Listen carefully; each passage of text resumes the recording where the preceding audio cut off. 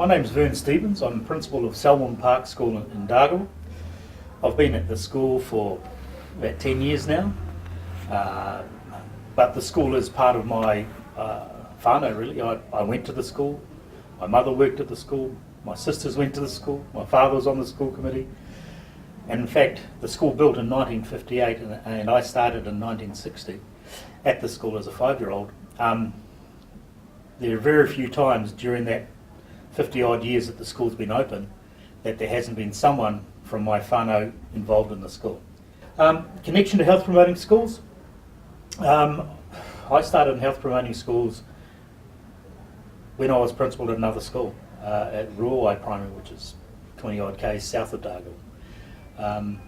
When I went to Selwyn Park, the health promoting coordinator, Jim Callahan, came to see me, and the school wasn't really involved. He sold me his version of health promoting schools, and he sold me a really neat, wasn't a rubric, just a way of sorting out what the school wanted to do, what the school did for Hauora, what the community was doing for Hauora, etc., and what we wanted to do. And just 2 sheets, and I still keep those going, even though the rubric's now in place. The rubric actually helps me write that for the next year. So that's my connection to health promoting schools. Started a long time ago. I believe in what health promoting schools has to offer because I believe in a holistic approach to education. That's where I come from, and the more whānau community are involved in the process of promoting health within the school, the better off it is. So I've got pretty much an open door policy when it comes to people wanting to promote the health of children in the school. The health promoting workshop that I attended, that Lorraine spoke at, was through Dan, my health promoting schools facilitator. He told me that I'd enjoy it, and I went along to it sort of with an open mind. And the first thing Lorraine mentioned was a rubric, and in education we get rubrics chucked at us all the time, and yeah, some work, some don't. But mention of rubrics sort of sends out warning bells. So as soon as I heard that, I got a bit negative.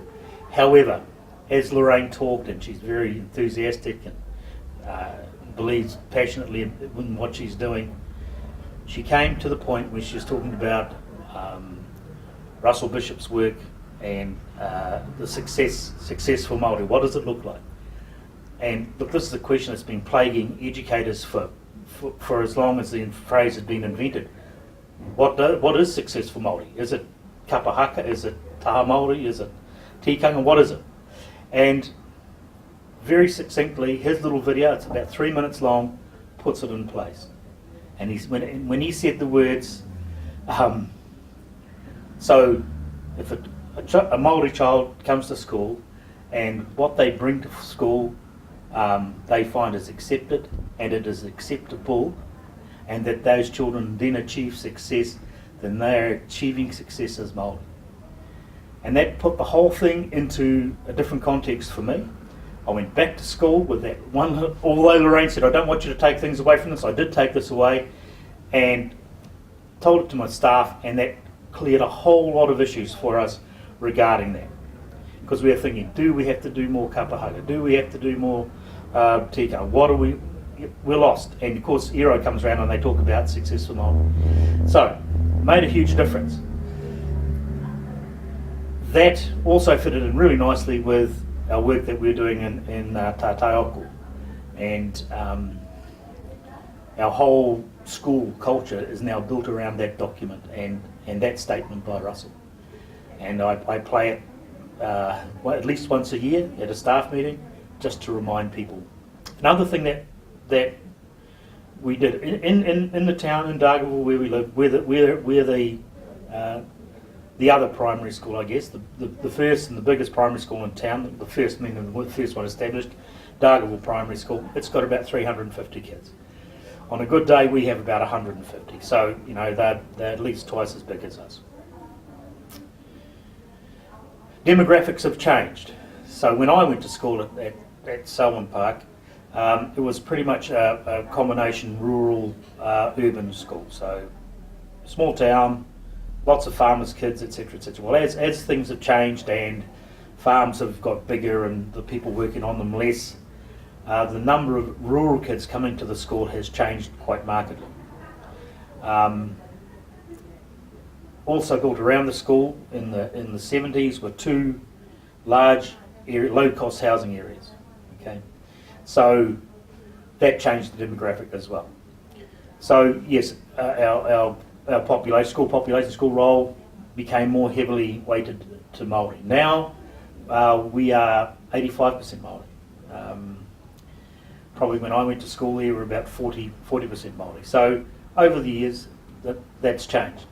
There has also been white flight. I've got Pākehā kids that live 3 or 4 doors down from the school who go to Dargaville Primary.